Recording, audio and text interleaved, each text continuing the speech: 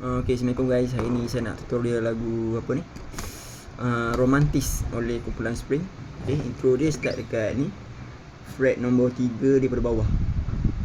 Nombor 3 daripada bawah. Okay, dengar macam ni. Kita slide ke 7. Nampak? Ni nombor 3 daripada mula dia kan, fret 1 kan. Slide ke 7, 9, 10, 7 bawah dia, slide ke 10. So jadi macam ni lah kan.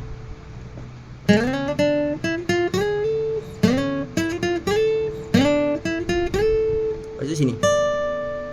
Sorry guys, tangan saya kasar sikit. Saya buat sekali lagi macam ni.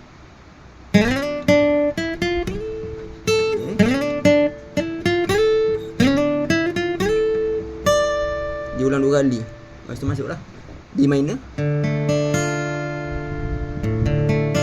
Sudah. Bagaimana harus kita G minor meneruskan. Macam tu lah. Lepas tu dekat akhirnya aku kau tinggalkan.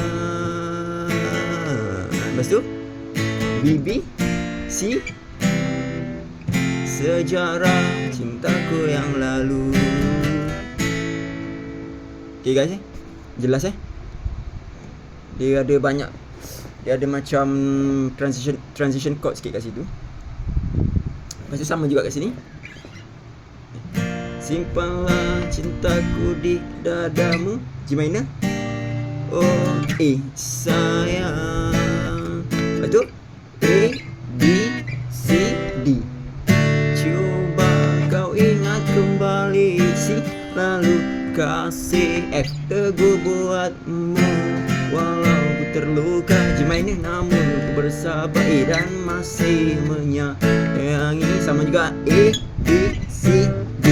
Andainya kau ada yang lain waktu ini, apa dayaku lagi. B, terpaksalah aku G minor membawa diriku. Dan hanya Tuhan saja yang D minor ngerti.